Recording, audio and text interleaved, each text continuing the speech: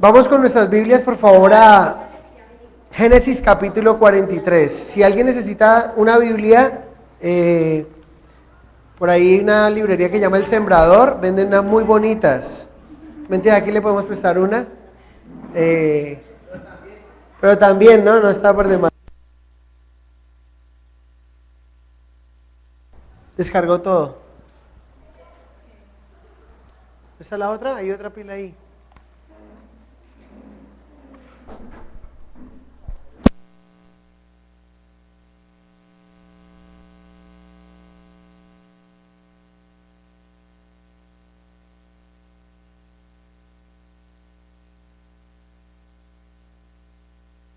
Bueno, vamos a ver. Bien, eso sí, estamos ahí pendientes. Con nuestras Biblias, por favor, a Génesis capítulo 43. Siempre es una bendición. La verdad estamos en el estudio número 52 del libro de Génesis.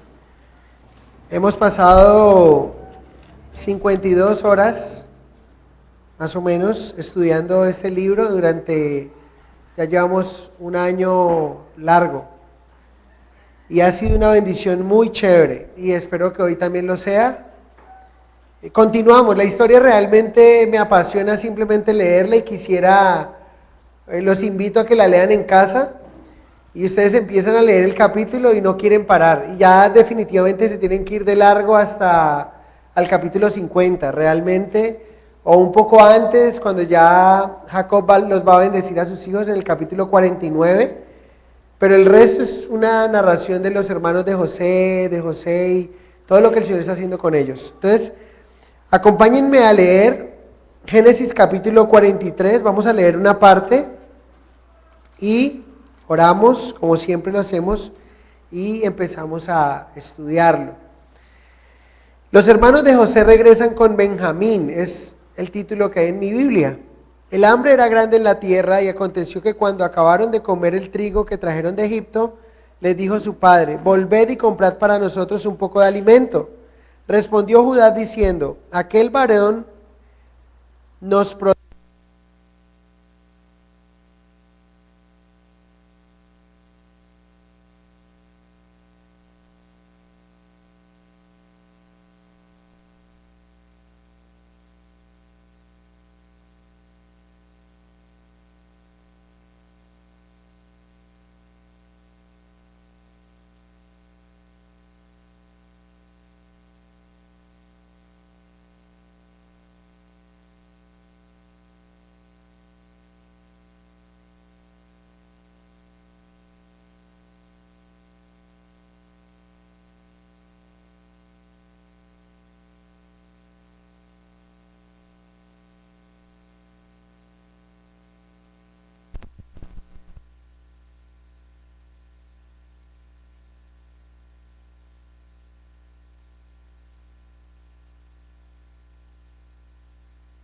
Vamos a ver que él nos diría: haced venir a vuestro hermano.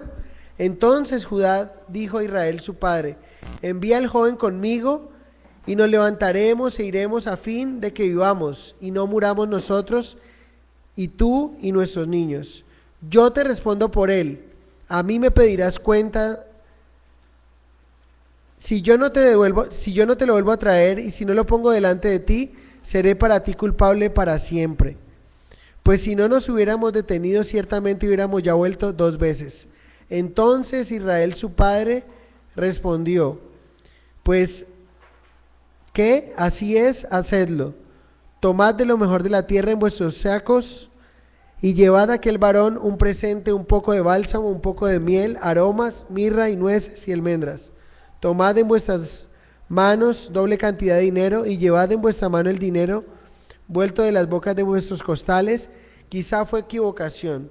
Tomad también vuestros hermanos y levantaos y volved a aquel varón. Y el Dios omnipotente os dé misericordia delante de aquel varón y os suelte al otro vuestro hermano y a este Benjamín. Y si he de ser privado de mis hijos, séalo. Entonces tomaron aquellos varones el presente, tomaron en su mano doble cantidad de dinero y a Benjamín, y se levantaron y descendieron a Egipto y se presentaron delante de José. Señor, quiero agradecerte en esta noche y quiero pedirte de una manera muy especial que hables a nuestra vida a través de este pasaje. Quiero rogarte que tu Santo Espíritu sea guiándonos, enseñándonos tu palabra como siempre lo haces y que sea para edificación de nuestra vida. Te lo pedimos todo en el nombre de Jesús. Amén. Bueno, hemos visto cómo la semana pasada vimos el capítulo 42 y Dios usó algunas situaciones para despertar la conciencia de los hermanos de José. La primera palabra que hizo despertar la conciencia de los hermanos de José fue la palabra Egipto. ¿Recuerdan ustedes que ellos se quedaron mirando porque ellos sabían realmente, cuando empezó el hambre, ellos sabían, y Jacob dijo, ¿qué hacen ahí mirándose si se dan cuenta que en Egipto hay comida?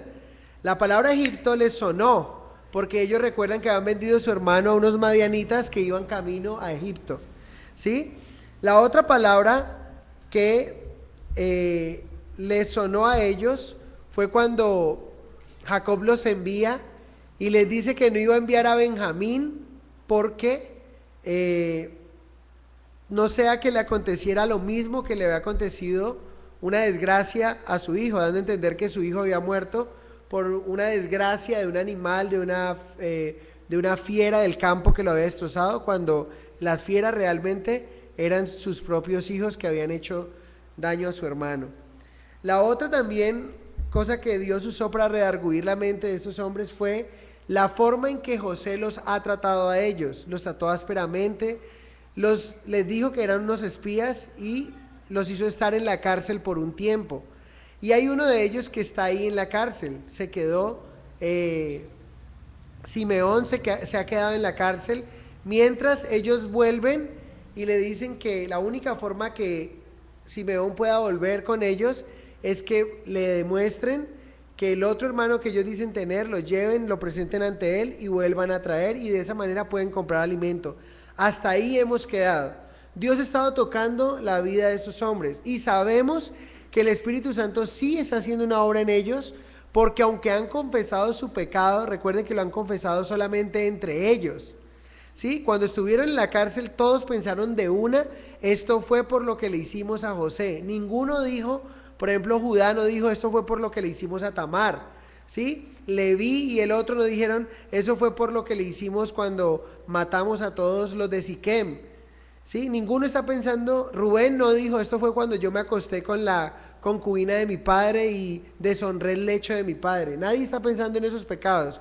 En el único pecado que les ha atormentado todo este tiempo, durante todos estos años, aproximadamente 30 años, ha sido, aproximadamente 22 años, perdón, ha sido el pecado que ellos han cometido contra José. Aquí continúa la historia y resulta que vamos a ver ahora en esta parte de la historia que Dios va a seguir trabajando con el carácter y con la vida de los hijos de José, pero en este también vamos a ver que Dios va a trabajar con el carácter de Jacob. Vamos a ver que Jacob es necesario que entregue sus temores, que entregue, que su confianza realmente esté puesta en Dios, así como para nosotros. Es importantísimo que en esta noche para nosotros Dios nos hable y nos empiece a colocar en nuestro corazón el deseo de poner nuestra mirada en Él y no en las personas, no en lo que tenemos, no en lo que somos, sino en quién es Él. Y vamos a encontrar una palabra súper clave cuando Él envía a sus hijos. Él le dice que los envía y los encomienda en el nombre del Dios Todopoderoso, y la palabra ahí es el Shaddai.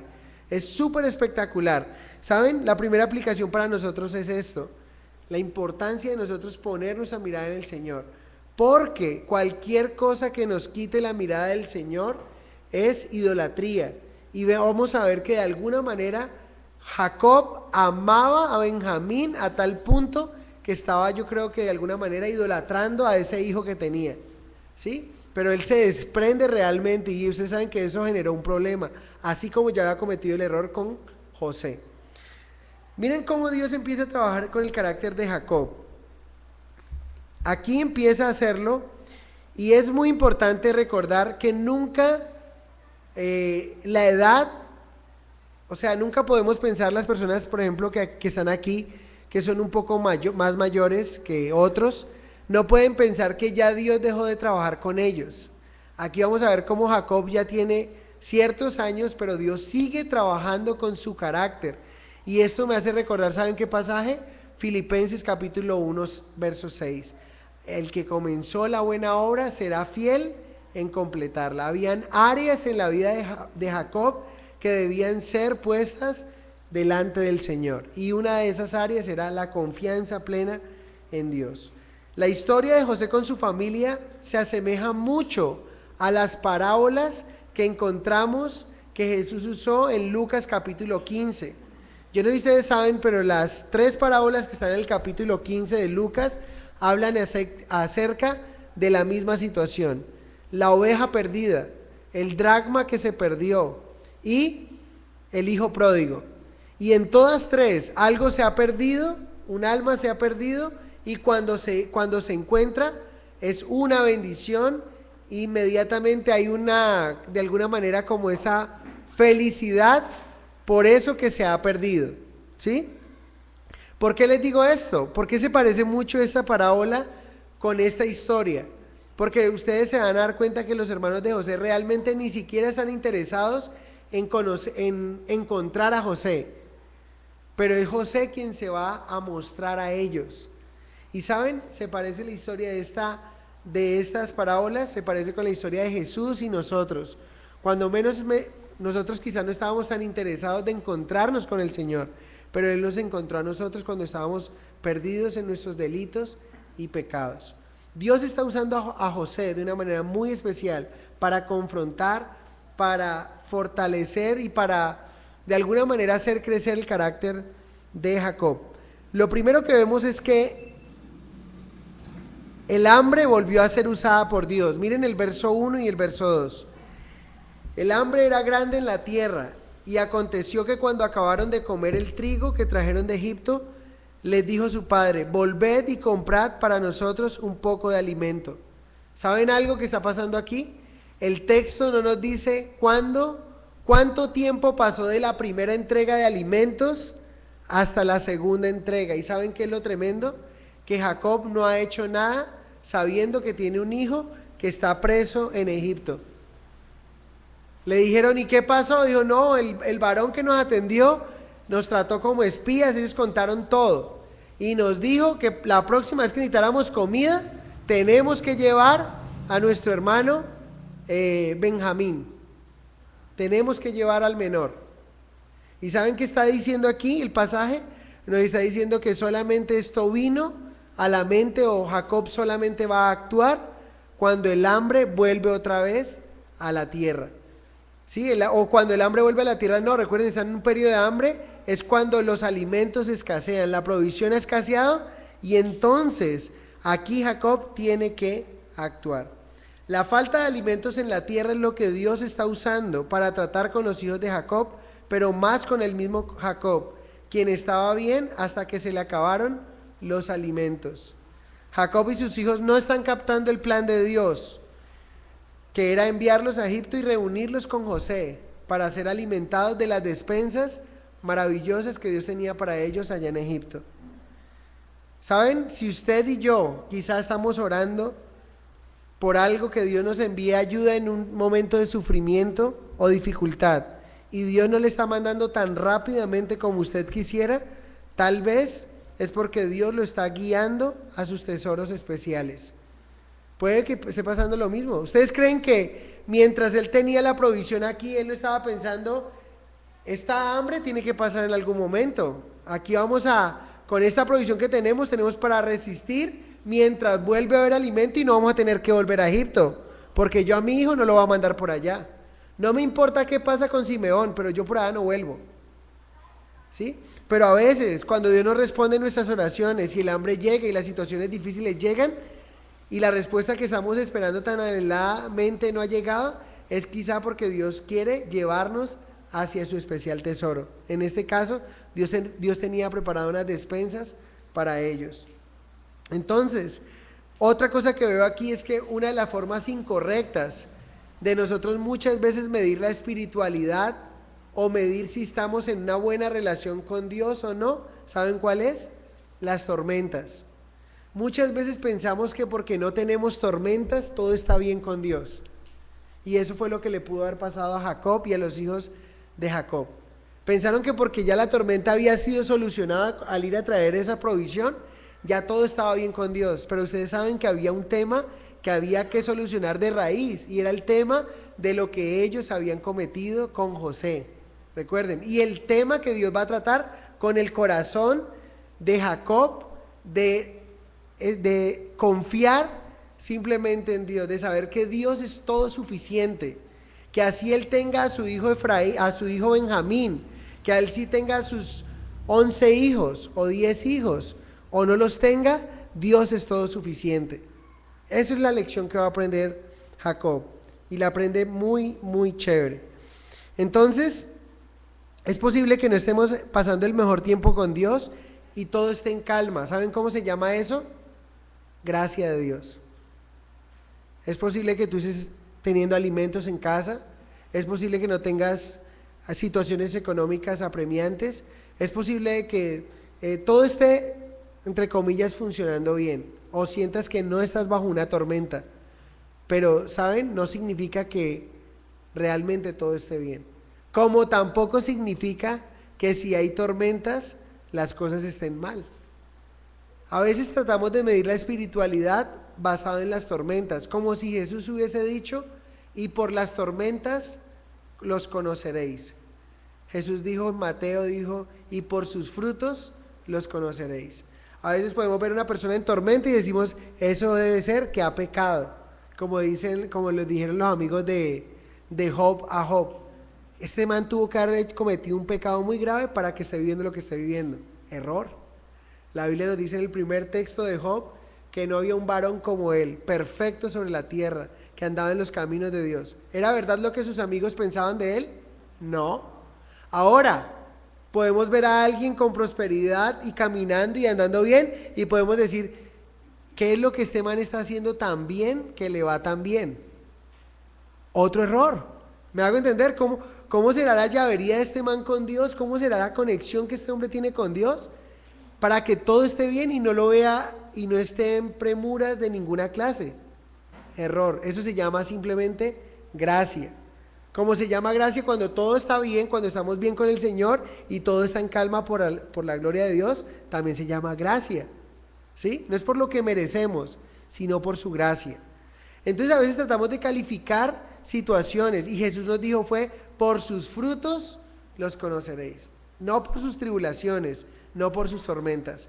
Aquí lo que está pasando es que Dios está usando la tormenta para llevar a Jacob a confrontarlo con algo que él tiene que solucionar. Saben, a veces las tormentas nos mueven situaciones y nos presentan situaciones que no hemos solucionado, o que simplemente hemos tapado con pañitos de agua tibia, pero que no hemos entrado de raíz a darnos cuenta cómo está nuestro corazón en cierto momento, en cierta situación. A veces Dios permite, miren, aquí cuando el pan se acabó, era la hora de tomar una decisión. Y a veces Dios permite que el pan se acabe para que tomemos una decisión en nuestras vidas. A veces la escasez, la falta de alimentos o la falta de alguna provisión en casa es algo que Dios nos está llevando para tomar una decisión, como lo que pasó aquí con Jacob. Entonces Jacob es confrontado por medio de su hijo Judá. Miren el verso 3. Respondió Judá diciendo, aquel varón nos protestó con ánimo resuelto diciendo, no veréis mi rostro, si no traéis a vuestro hermano con vosotros. Si enviareis a nuestro hermano con nosotros, descenderemos y te compraremos alimento. Pero si no lo enviares, no descenderemos, porque aquel varón nos dijo, no veréis mi rostro, si no traéis a vuestro hermano con vosotros. ¿Se dan cuenta que en dos pasajes se repite exactamente la misma expresión? Aquí Judá se negó a ir por más alimentos. Si Benjamín, es Benjamín, ¿no? Sí. Si Benjamín no iba con ellos, porque recuerda muy bien las instrucciones de aquel hombre egipcio llamado Safnat Panea, que no era ningún egipcio, era su propio hermano. Pero noten algo aquí, muy importante. ¿Sí? No es contra el honor de los hijos hacia los padres aconsejarlos humildemente y cuando estén en necesidad, razonar con ellos. No sé si notan lo que está pasando aquí. Cuando uno lee el pasaje, uno podría decir, este hijo está cayendo en desobediencia. Es un desobediente porque su padre le está diciendo vaya y él está diciendo pues no voy. Pero hay algo que él está haciendo caer en cuenta, ¿no notan? Él le dijo, ese hombre nos dijo que acá ni se aparezcan si ustedes no vienen con su otro hermano llamado Benjamín. Entonces, no es contra el honor los hijos, o sea, los hijos no están yendo contra el honor de un padre cuando de alguna manera están viendo que sus padres están actuando de una manera incorrecta y los pueden llevar a razonar de cambiar su parecer. No es contra el honor, no significa que estén en desobediencia, ¿sí? Como lo estamos viendo acá y como vamos a ver por el contexto, que lo que hizo Judá fue llevar a Jacob a recapacitar esa decisión que él había tomado, que terminó obrando en el corazón de Jacob y todo terminó saliendo para bien. Era la voluntad de Dios que así fuera.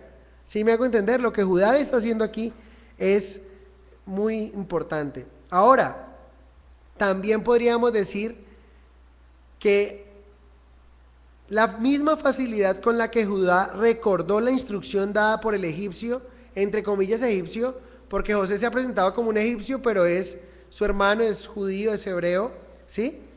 Es la misma facilidad con la que olvidó quién era cuando propuso vender a su hermano, cuando se casó con una cananea y cuando faltó a su palabra a su nuera Tamar. Judá olvidó que su nombre significa alabanza. Miren lo que le estoy diciendo aquí. La misma facilidad con la que este hombre recordó la instrucción de un hombre egipcio, es la misma facilidad, con la misma facilidad fue que olvidó la instrucción de Dios cuando se casó con una cananea, ¿sí? Cuando ofreció vender a su hermano por 20 piezas de plata, recuerden que fue Judá, y cuando le mintió a su nuera Tamar, que le dijo que le iba a guardar a su otro hijo, al tercer hijo, y luego se lo entregaría. ¿Se acuerdan ustedes? ¿Qué estoy queriendo decir con todo esto? A veces es tan fácil recordar la instrucción de un hombre y ver con qué categoría ese hombre ha dado esa instrucción, pero se nos olvida tan rápido la instrucción de Dios. Judá significa alabanza, y eso lo olvidó el hombre cuando ofreció vender a su hermano. Judá significa alabanza, y eso lo olvidó cuando decidió casarse con una cananea, sabiendo que Abraham tomó para su hijo Isaac, y para cada uno de ellos dentro de la dinastía que venían, era una orden de no tomar una mujer cananea. Se le olvidó que Judá significa alabanza cuando le engañó a su nuera Tamar y terminó acostándose con ella cuando la vio como una prostituta. ¿Recuerdan ustedes? No sé si están captando la idea de lo que trato de decirles. Nosotros somos hijos de Dios y a veces con qué facilidad tomamos la instrucción de un hombre, pero con qué facilidad olvidamos la instrucción de Dios y se nos olvida que somos hijos de Dios antes de hacer algo. Miren, aquí Judá está diciendo, no voy a ir, papá, porque ese hombre dijo con ánimo resuelto que acá ni se aparezcan, y ese hombre dijo, listo, no vamos a ir si usted no nos deja ir con Benjamín. Y es verdad, pero con qué facilidad había olvidado las instrucciones de Dios, ¿sí? También, ¿saben por qué es muy fácil tender a esto? Porque a veces tendemos a obedecer más o tendemos a prestar atención a lo que vemos, pero no al hombre que vemos, pero no al Dios que no vemos. Ese hombre que ellos tenían que enfrentar, lo iban a ver y los había tratado como espías, pero Dios que dio la instrucción, como no lo veo, entonces pues es más fácil, en mi humanidad, es más fácil someterme ante que le veo y sé que si me le aparezco de esa manera no voy a conseguir lo que quiero, que realmente obedecer a Dios que no veo. Y yo creo que todos luchamos con eso. Todos luchamos con simplemente someternos aquí porque, claro, lo estoy viendo, está ahí, pero a Dios que no le veo, cuán difícil me es honrarle por medio de sus instrucciones. Su palabra nos lo ha dado. Y eso es lo que nos hace pecar muchas veces. ¿Saben qué es? que no somos conscientes de que Dios está presente. Una de las cosas por las cuales pecamos, cuando decidimos pecar, es cuando nos hacemos los locos de que Dios no está ahí, cuando Él realmente está ahí todo el tiempo. Y por eso recuerden que el ejemplo que siempre les digo, cuando vamos a pecar, lo que hacemos de una manera gráfica es mirar para los lados, pero nunca mirar hacia arriba, sabiendo que Él está ahí presente todo el tiempo. Él está ahí presente. Y ¿saben? Esto me hace recordar de una anécdota de unos ladrones que una vez entraron a robar en una casa. ¿Sí? Y dice que entraron muy oscuras a la casa y muy sigilosamente estaban entrando y empezó una voz que les decía: Jesús te está viendo. Y ellos, los ladrones ahí como todos en zona ahí, y daban otro pasito y de otra voz: Jesús te está viendo. Y esa gente toda tocada, cuando daban otro paso más: Jesús te está viendo. Cuando llegan y prenden la luz y lo que ven es una lora que estaba ahí. Y esta lora, hombre, descansaron. Esta lora sinvergüenza, ¿cómo es que nos pega ese susto? Vamos a bajarla de ahí. Y entonces llega la lora y le dice: Jesús te está viendo. Y atrás de ellos había un Rottweiler grandísimo que se llamaba así. Entonces lo tremendo de esa ilustración es que realmente Jesús siempre nos está viendo. Siempre nos está viendo, ¿sí? Y es muy importante recordar que el Señor siempre nos está viendo. Y a veces pecamos porque no hacemos conciencia de que el Señor nos está viendo. Nos hacemos los locos, porque tendemos a obedecer o a caminar por lo que vemos. Pero recuerden que 2 Corintios 5:7 dice: porque por fe andamos, no por vista. Miren, el verso 6 dice: dijo entonces Israel: ¿por qué me hiciste tanto mal declarando al varón que teníais otro hermano? Dios no solo está trabajando en el corazón de los hermanos de José, sino que también está trabajando con Jacob. Las áreas en las cuales Jacob pudo ser tratado por Dios fue su confianza en Dios y no en sus hijos. ¿Sí? Y recuerden que esto es idolatría. Todo lo que quita mi mirada de Dios es idolatría. Yo creo que Jacob estaba llegando a ese punto, de que había perdido a José y por el deseo de no perder a Benjamín, estaba haciendo cosas que ya estaba rayando quizá en idolatría. Y yo creo que era una de las áreas que Dios estaba tratando con la demanda de su propio hijo José, que es Safnat Panea, y el no querer ir a hacer esa orden que ellos están diciendo: traigan más alimentos. Yo no voy, papá, está diciendo Judá, yo no voy. Pero miren que vamos a ver que Judá está creciendo. Ellos están siendo formados su carácter. Verso 7, y ellos respondieron: aquel varón nos preguntó, él le está echando la culpa del trato que él está sintiendo. ¿Ustedes para qué pudieron decir que tenían otro hermano, hombre? Y ellos aquí le responden: aquel varón nos preguntó expresamente por nosotros y por nuestra familia, diciendo: ¿vive aún nuestro padre? ¿Tenéis otro hermano? O sea, las preguntas eran puntuales, papá. ¿Qué queríamos que le dijéramos? Y le declaramos conforme a estas palabras. ¿Acaso podíamos saber que él nos diría: haced venir a vuestro hermano? ¿Sabes? Ellos están diciendo: papá, pues ¿cómo no le decimos? Él preguntó: ¿y ustedes tienen otro hermano? Y nosotros: sí, tenemos otro hermano. ¿Acaso nos imaginaríamos que esa iba a ser la demanda de él? No se nos ocurrió. Y dice aquí: entonces Judá dijo a Israel su padre: envía al joven conmigo y nos levantaremos e iremos a fin de que vivamos y no muramos, nosotros y tú y nuestros niños. Yo te respondo por él. A mí me pedirás cuenta si yo no te lo vuelvo a traer, y si no lo pongo delante de ti, seré para ti culpable para siempre. Pues si no nos hubiéramos detenido, ciertamente hubiéramos ya vuelto 2 veces. Imagínense, no sabemos cuánto tiempo ha pasado, pero si no se hubieran detenido, ya era la hora que hubieran ido y vuelto 2 veces. Está diciendo: estamos perdiendo tiempo, papá. Y lo tremendo de esto, ¿saben qué es? A mí me llama mucho la atención muchas cosas de este pasaje, y es, primero,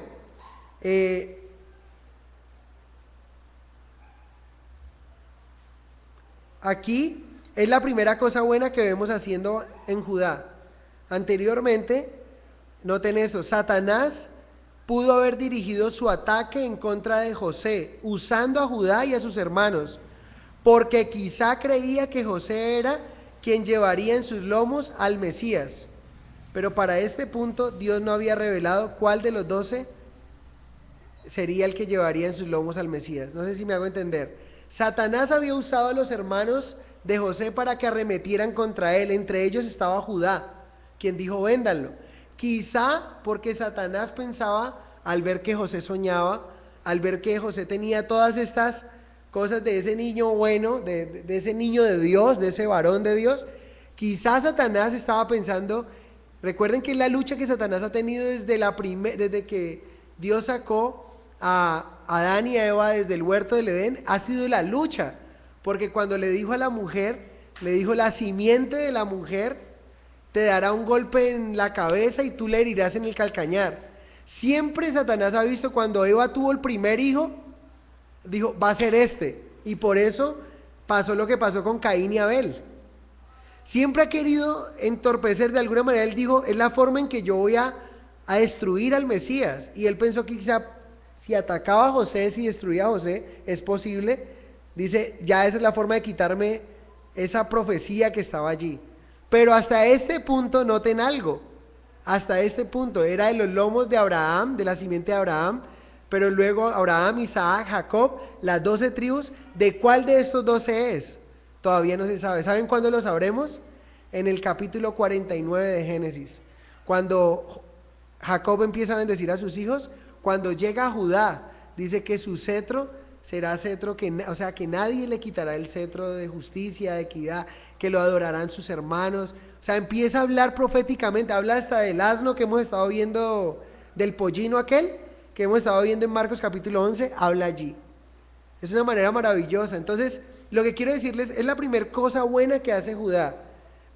Es posible de que Satanás lo usó anteriormente tratando de destruir a su hermano José, porque piensa que a través de él va a venir el Mesías, ¿sí? Pero ahora está siendo usado, porque Satanás no solo odiaba a los hijos de Jacob por lo que eran, sino también por lo que Dios haría de ellos, en este caso el Mesías. ¿Saben? Esto se aplica para nosotros.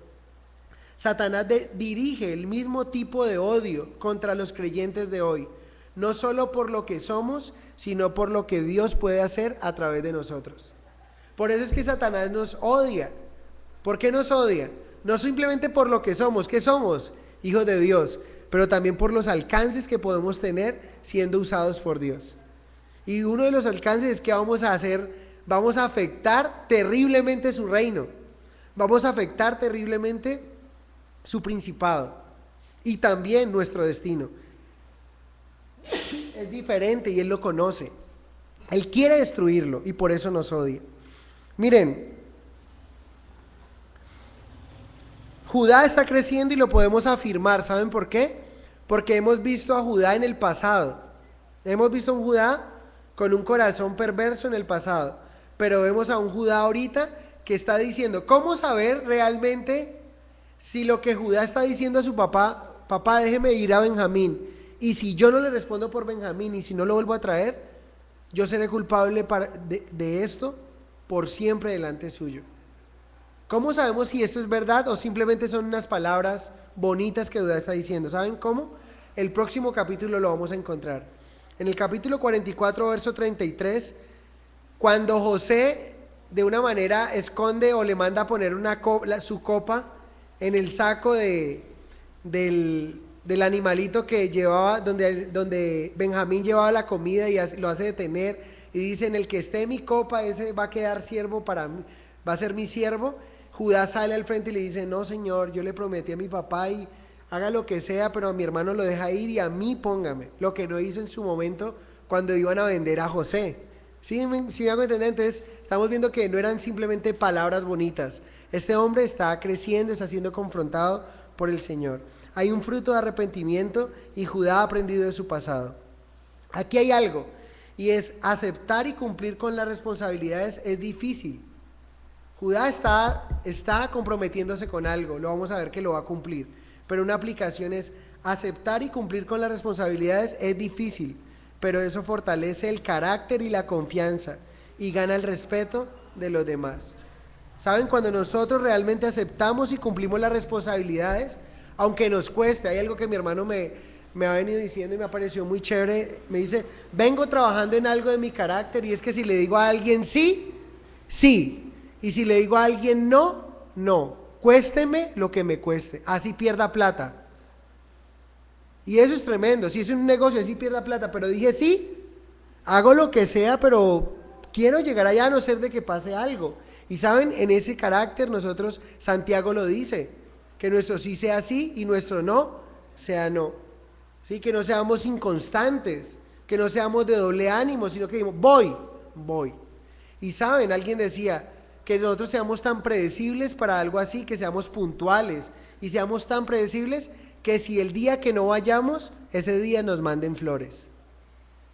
Porque piensen que estamos muertos. Dijo, uy, este muchacho no llegó a las 7, él dijo que venía, le van a mandar flores, porque él dijo que venía.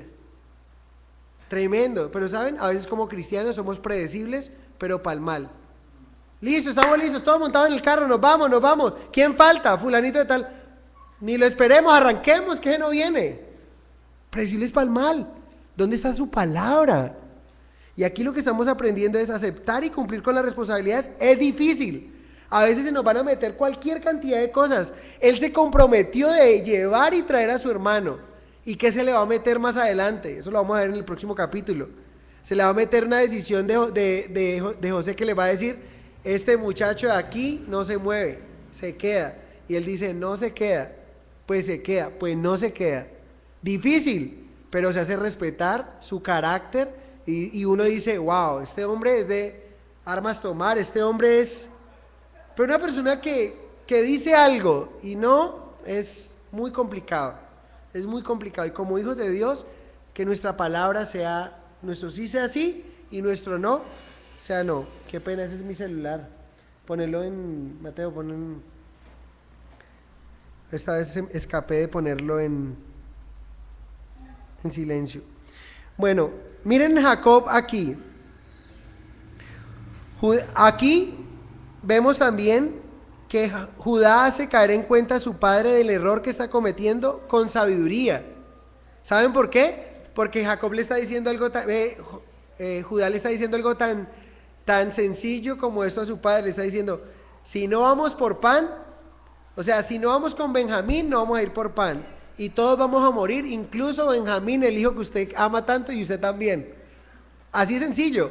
Papá, ¿no vamos con Benjamín? Pues no hay comida. Y si no hay comida, el hijo que usted tanto ama, él le muere de hambre y usted también. O sea, lo llevó a recapacitar a tal punto que aquí vamos a ver que Jacob decide aceptar la voluntad de Dios. Porque es Dios quien está manejando toda esa situación. Es Dios el que está moviendo los corazones y el que está colocando esto en Judá, el que está colocando la demanda en José. ¿Ven cómo Dios trabaja de ambas partes? En la demanda de Safnat Panea, que es José, y en la demanda y en la renuencia, en la forma de pararse de Judá y decir, no papá, no vamos a ir si no dejas ir a nuestro hermano. Miren el verso 11. Entonces Israel su padre le respondió, pues que así es, hacedlo. Tomad de lo mejor de la tierra en vuestros sacos y llevad a aquel varón un presente, un poco de bálsamo. ¿Se acuerdan los que estuvimos en la cena judía? Bálsamo, un poco de miel, aromas, mirra, nueces y almendras. Aunque había hambruna, estas cosas eran extrañas en la tierra de Egipto y eran exquisitas.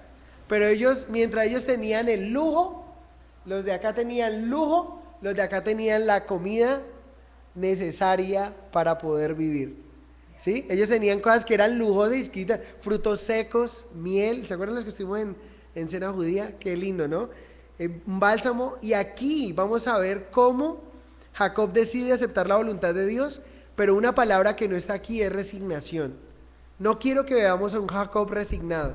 Quiero que veamos a un Jacob, y creo que la palabra nos muestra a un Jacob decidido a obedecer al Señor. ¿Saben cómo? Primero actúa con sabiduría.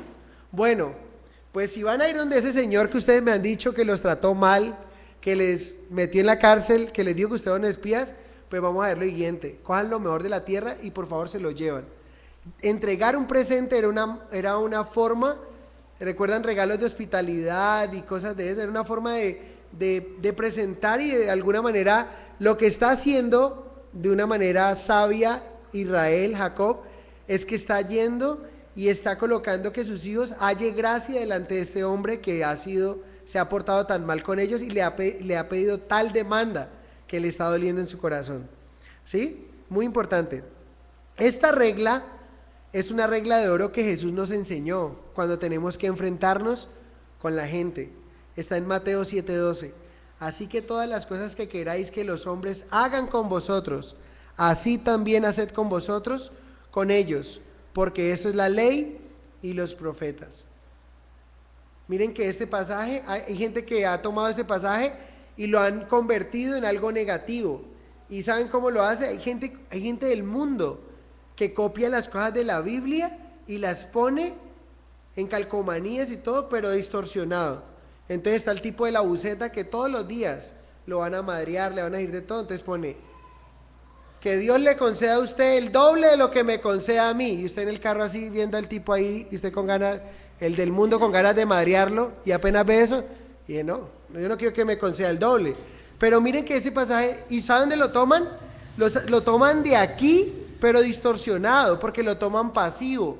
Lo toman, no le hagas a otros lo que no quieren que te hagan.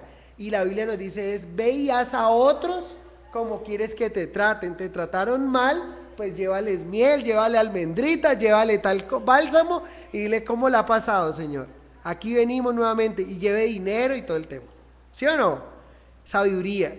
¿Cuánta sabiduría nos falta para arreglar situaciones interpersonales? Pero no solamente lo hace así, lo hace con integridad. Me encanta esto. Verso 12. Y tomad en vuestras manos doble cantidad de dinero, y llevad en vuestra mano el dinero vuelto en las bocas de vuestros costales. Quizá fue una equivocación. ¿Qué es lo que está haciendo Jacob aquí? Está diciendo, ellos cuando llegaron le dijeron, papá, mira, cuando nos detuvimos en el mesón a tomar algo y nos dio por revisar, traíamos el alimento y la plata con la que pagamos venía toda completica. ¿Qué está diciendo, hijos? Cojan esa plata que les dieron por quizá fue una equivocación. Cojan esa plata, la ponen y lleven el doble. ¿Para qué? Para que paguen la primera traída de comida y para que compren más comida. ¿Saben qué aprende uno aquí? Integridad. Jacob no trató de aprovecharse de la situación o de la posible equivocación que se había cometido por medio de los egipcios cuando pusieron el dinero. Jacob ordenó pagar el grano anterior junto con la nueva compra.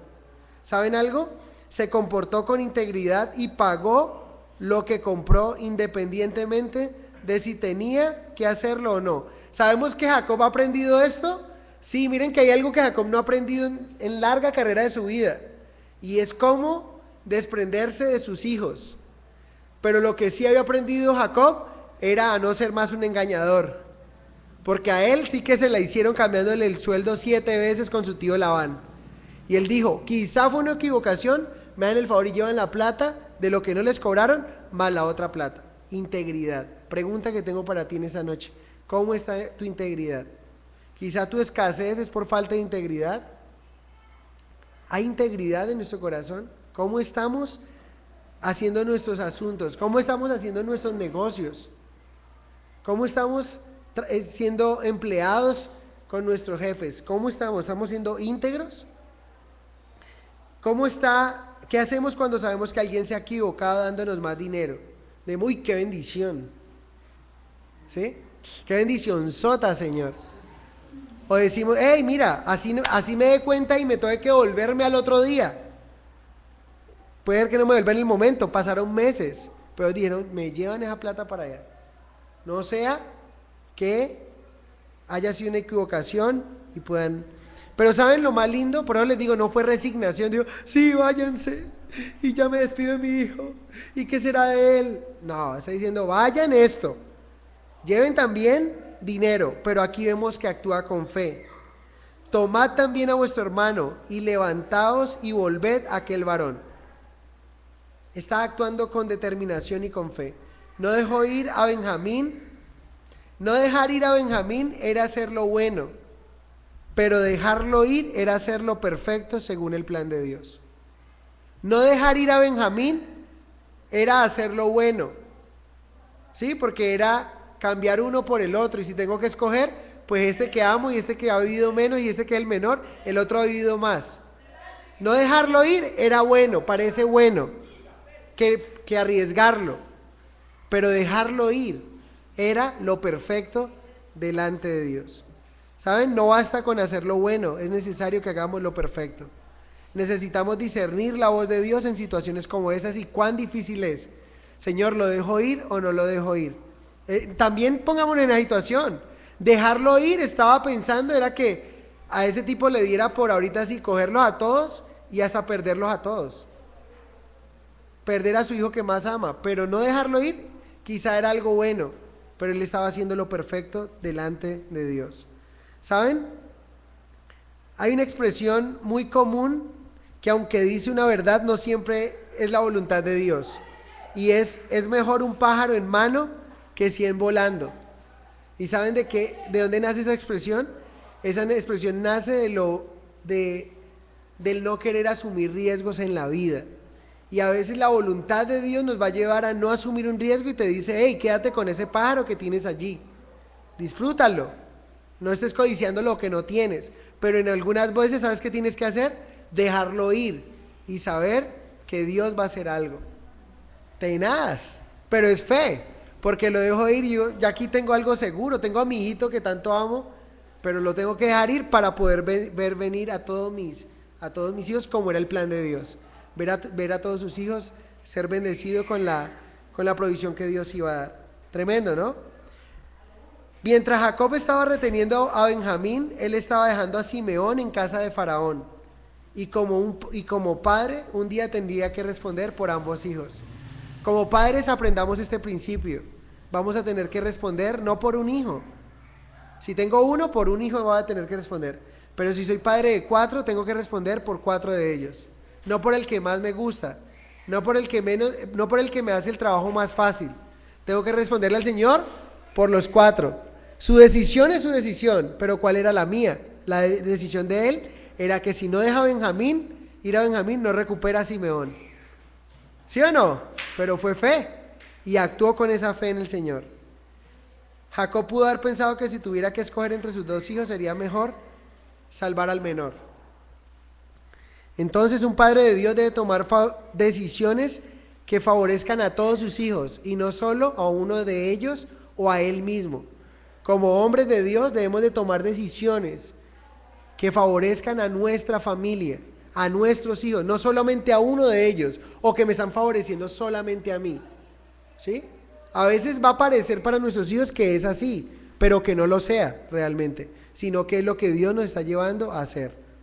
Muy importante. Miren el verso 14. También actuó recordando quién es Dios, y eso es lo que más me gusta, que me hace quitar de un lado la palabra resignación. Él no estaba resignado, él realmente decidió creerle a Dios. Y en el verso 14 dice, y el Dios omnipotente os dé misericordia. No le pidas a Dios justicia, porque si le pide justicia, los hijos no iban a volver. Allá iban a dejar un poco de sinvergüenzas como han portado. Pero pídele a Dios misericordia. ¿Sí? Delante de aquel varón y os suelte al otro vuestro hermano y a este Benjamín. Y si he de ser privado de mis hijos, séalo. ¿Se ve la determinación y la fe? Está diciendo, pero miren esta fe, ¿qué es lo que produce la fe? La palabra de Dios. ¿Qué es lo que produce qué fue lo que lo hizo a él definitivamente desprenderse, pero no con resignación, sino con confianza? Lo que hizo desprenderse fue cuando uno escucha la palabra y el Dios omnipotente. Noten que la palabra omnipotente aquí es la segunda vez que es usada, o el segundo hombre que la usa. El primero que la usó, ¿saben quién fue? El primero que la usó fue Dios cuando se presentó a Abraham en Génesis 17:1. Le dice, yo soy el Dios omnipotente, confía en mí, le dice el Señor a Abraham. Pero luego Abraham dice, cuando envía a traer esposa para su hijo Isaac, él le dice, y que el Dios omnipotente, se empieza a decir esta palabra que es el Shaddai. Y aquí Jacob está diciendo ahora el Dios omnipotente, el Shaddai. Recuerden que la palabra el Shaddai significa todopoderoso. ¿Saben cuál es la expresión? el término se usaba para el pecho de una mujer, que implica el todo suficiente. Cuando un bebecito está de brazos y está en los brazos de su mamá y le está dando seno, es todo lo que todo lo que ese niño necesita. Así se presenta el Señor, como el Shaddai. Y saben algo interesante aquí, Jacob no está resignado, sino consciente de la decisión que ha tomado y descansa en que está haciendo la voluntad de Dios, aunque esto implique dolor en su corazón. Y aquí hay otra aplicación para nosotros esta noche. Hacer la voluntad de Dios generalmente no es lo más fácil o lo más cómodo, pero siempre será lo mejor que podemos hacer. No va a ser lo más fácil quizá, va a traer dolor en algunas ocasiones, como el dolor que puede estar sintiendo Jacob, pero siempre será lo mejor, hacer la voluntad de Dios. Ahora noten que el lente deja de enfocarse en Jacob para enfocarse en los hermanos de José. Los hermanos de José empiezan ahí a llegar a Egipto, ¿no? Verso 15. Entonces tomaron aquellos varones el presente y tomaron en su mano doble cantidad de dinero, y a Benjamín, y se levantaron y descendieron a Egipto, y se presentaron delante de José. Y vio José a Benjamín con ellos, y dijo al mayordomo de su casa: lleva a casa a esos hombres, y de huella, sí, un arroz, estoy pensando en comida ya, un arroz con carne, un arroz en bistec, y una carne en bistec, y prepárala, pues estos hombres comerán conmigo al mediodía.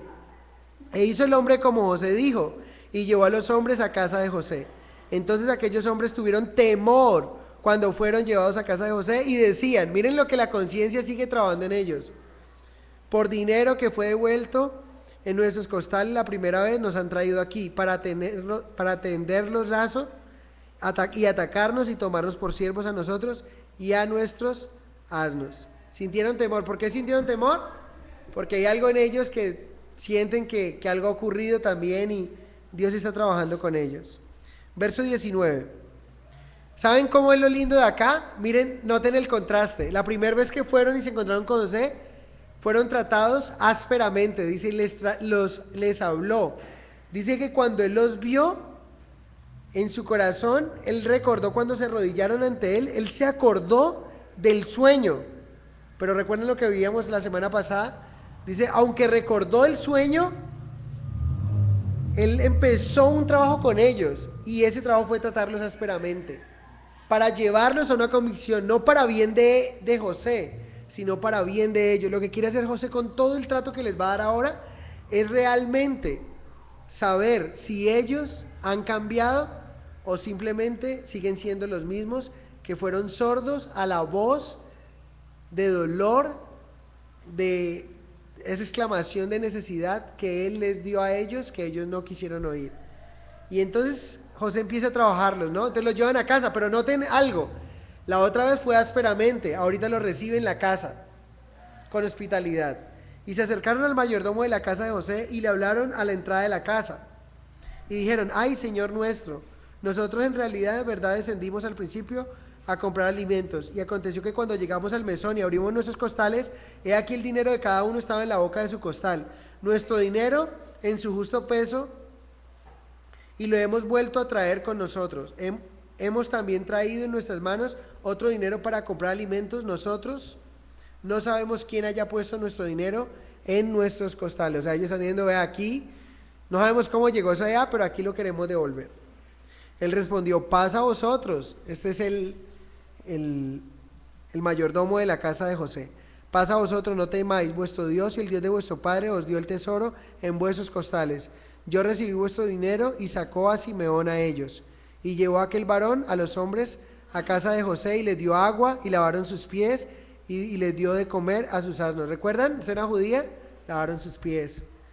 Dice, y ellos prepararon el presente, entre tanto que venía José a mediodía, porque habían oído que allí habrían de comer pan. Y vino José a casa, y ellos le trajeron el presente que tenían en su mano dentro de la casa, y se inclinaron ante él hasta la tierra. ¿Se pueden imaginar otra vez volviendo a ver José, valga la redundancia, José está volviendo a ver el sueño cumplido de las espigas inclinándose a él, y el corazón de José allí también?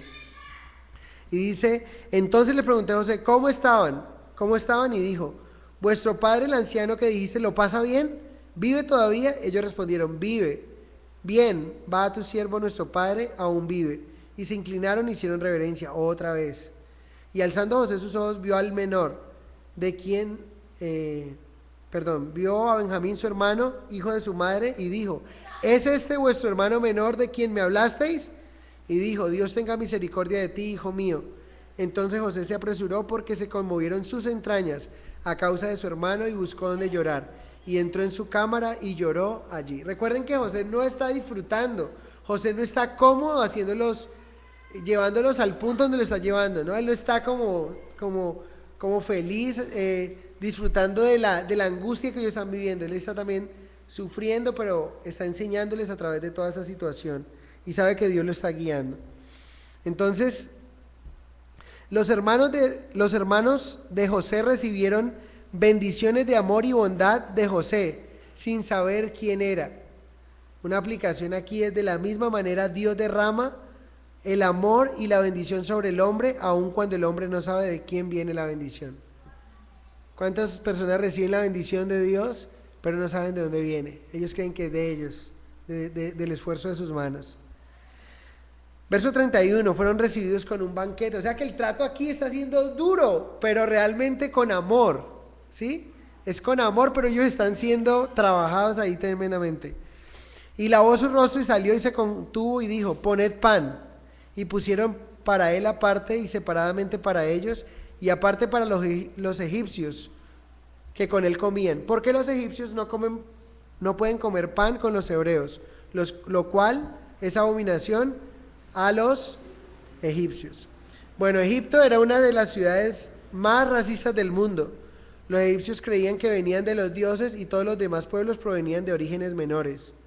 No había absolutamente ninguna mezcla social con extranjeros en Egipto, en los días de José. Es algo importante porque nos aclara ahí que no podían comer. Para los egipcios realmente no se mezclaban, porque ellos creían que ellos habían salido de divinidades y que la otra gente era como de segunda clase. Pero noten algo aquí interesante. ¿Por qué el Señor los está sacando de una tierra de Canaán? Recuerden que todo Israel va a terminar ¿dónde? En Egipto. ¿Por qué el Señor escoge una ciudad o un país como Egipto? Precisamente porque conoce también las culturas de ellos. Los va a sacar de una mezcla o de una situación tremenda que ellos están viendo en Canaán, para llevar a los egipcios que se creen elitistas y no se van a mezclar con ellos, sino que los van a dejar que ellos sigan siendo su pueblo, pero van a tener un trato duro. Ven cómo el Señor tiene todo dentro de su control, ¿no? Y cada detalle tiene una razón de ser. Entonces Dios simplemente envió a José anticipando los arreglos de lo que iba a acontecer. Verso 33. Y se sentaron delante de él, el mayor conforme a su primogenitura y el menor conforme a su menor edad. Y estaban aquellos hombres atónitos, mirándose el uno al otro. ¿Saben cómo se estaban mirando? Como se miraron en el capítulo 42, en el verso 1, cuando él le dice, ¿qué hacen mirándose el uno al otro? ¿No se dan cuenta que en Egipto hay comida? Así estaban. Estos hombres llegan y los ponen ahí a comer y ven que están Rubén, cada uno, Simeón, cada uno en el orden que habían nacido. ¿Y saben? La probabilidad, estadísticamente hablando, era de 1 en millones, en muchos millones, de que alguien pudiera coger 12 personas y llegar y pim, y sentarlos tal cual como nacieron. Era una probabilidad remota.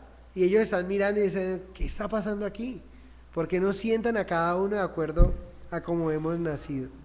Entonces, nos dice aquí, y José tomó viandas de delante de sí para ellos, mas la porción de Benjamín era 5 veces mayor que cualquiera de las de ellos, y bebieron y se alegraron con él.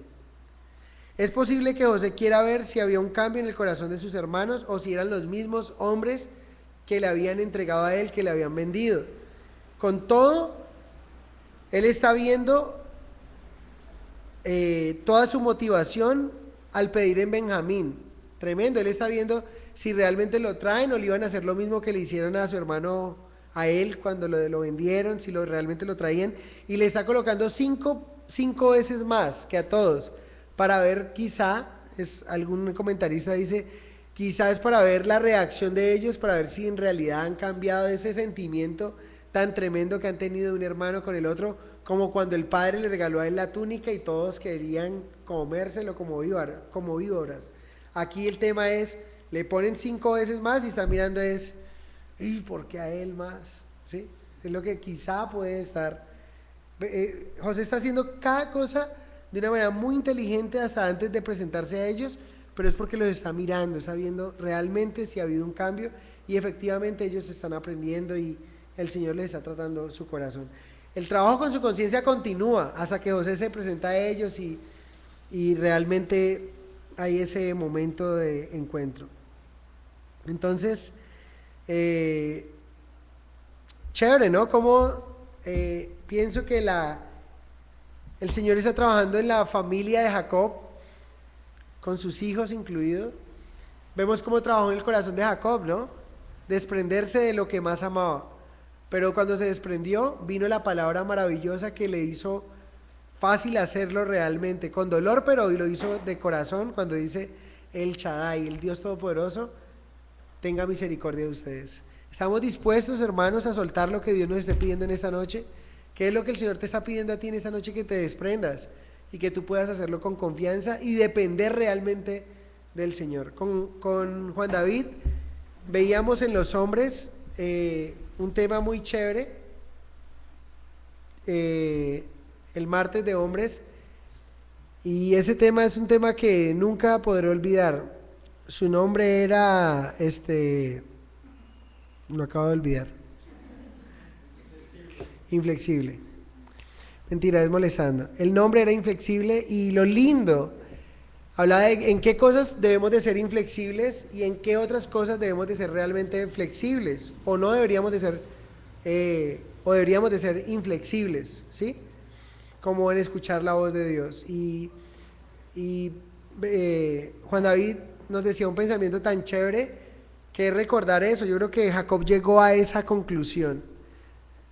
Aunque quedó solo y sus hijos se fueran, él sabía que era hijo de Dios y que el Shaddai, el Todopoderoso, era suficiente para él. ¿Sí? Y yo creo que debemos preguntarnos de qué cosas estamos aferrados que decimos: Señor, si me falta esto, me muero. Cuando deberíamos decirle: Señor, si tú me faltas, me muero. ¿Sí? No, si mi hijo me falta, me muero. Si mi esposo me llegara a faltar, me muero. Si mi esposa... Y lindo, podemos amarlos, pero ¿hasta qué punto ese amor se nos puede convertir en una idolatría? Cuando Él es el que no nos debe faltar. Señor, si tú me faltas, me muero literalmente, física, espiritualmente y físicamente me muero. ¿Sí? Porque Él debe ser todo para nosotros, el Shaddai, nuestro Dios Todopoderoso, y con Él estamos confiados, con Él estamos seguros, con Él no tenemos temor absolutamente de nada, de nada, de nada. Qué rico que podamos lanzarnos y pensar y decirle: Señor, tú eres mi Shaddai, tú eres el Todopoderoso, eres todo suficiente. Sí, porque no puede ser Jesús y algo más, sino que Él es todo para nosotros. Padre, te doy gracias porque hemos visto que tú eres el Shaddai, el Todopoderoso, el suficiente para nuestras vidas. Te amamos, Señor. Queremos que coloques esa dependencia total de nuestro corazón hacia ti, que podamos saber que tú eres nuestro suficiente Dios y que contigo estamos completos, Señor. Que podemos tener hambre y frío, pero saber que tú eres nuestro Dios. Que podemos estar llenos, saciados y sentirnos igual de amados, Señor. Que podemos vivir una tormenta difícil, dura, pero saber que tú eres nuestro Dios y que estamos contigo. Como podremos estar caminando en las alturas y saber que tú eres nuestro Dios. Y una de las enseñanzas que nos deja José es esto, que la prueba no lo alejó de ti, pero la riqueza y la posición no lo arruinó, no arruinó su carácter delante de ti, porque él no ponía su esperanza ni en lo que tenía ni en lo que le faltaba, sino que ponía su esperanza completamente en ti.